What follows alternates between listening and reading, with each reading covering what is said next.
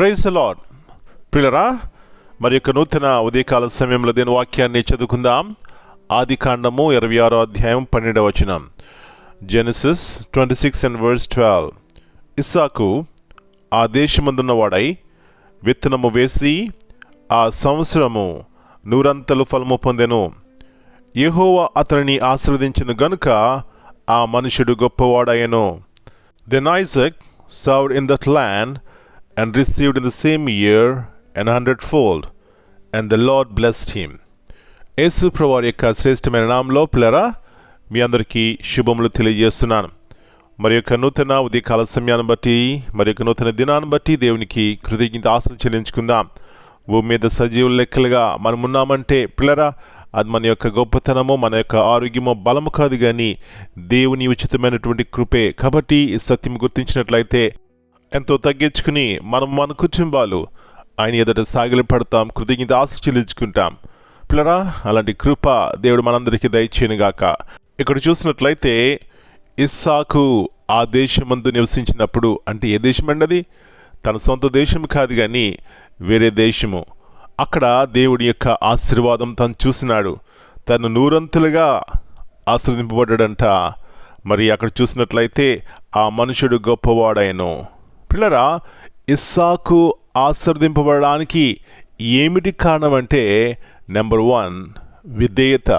రెండవది, మరి దేవుడే తనకు ప్రత్యక్షమైనాడు అంటే తన యొక్క చిత్తము కాక దేవుని చిత్తమునకు లోబడ్డాడు, నెరవేర్చినాడు.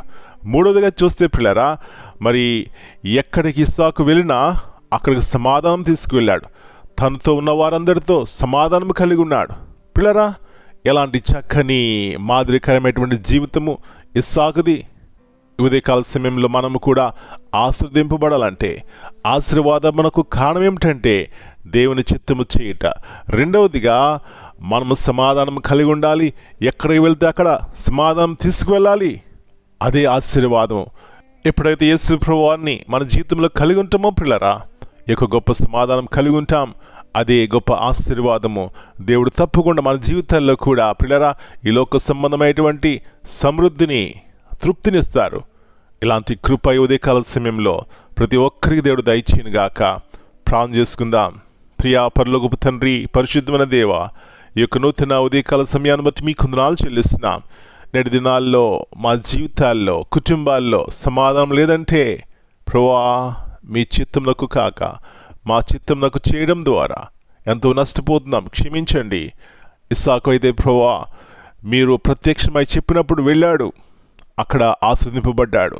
మా జీవితాల్లో కూడా మీ మాట, మీ స్వరం వింటే మేము ఎలాగ ఆశీర్వదింపబడతాం. అది ఆత్మ సంబంధమైన ఆశీర్వాదము, శరీర సంబంధమైన ఆశీర్వాదం కూడా మేము చూస్తాం ప్రభువా. అవునాయన, ఇస్సాకు అక్కడికి వెళ్ళాడు, వారందరితో సమాధానం కలిగి ఉన్నాడు.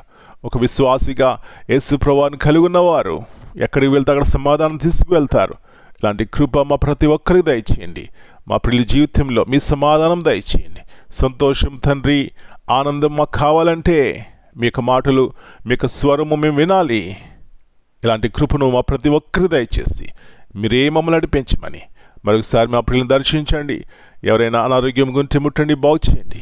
ఎవరైతే అక్కడ కలిగి ఉండి ఈ ఉదయకాల సమయంలో మీ వైపు చూస్తున్నారో ప్రభువా, మీరే మాకు సహాయము కాబట్టి తగిన సమయంలో మీ యొక్క సహాయము చేసి మీ యొక్క నామమును మీరు మహింపరచుకుంటారని పరిశుద్ధాత్మదేవుని యొక్క నడిపింపు ద్వారా ఈ దినమంతా నీతిలోను యథార్థతలు నడవడానికి సహాయం చేయమని యేసు ప్రభువారి అతి శ్రేష్టమైన ఘనమైన నామమును బట్టి ప్రార్థన చేస్తున్నాను తండ్రి. Amen. God bless you all.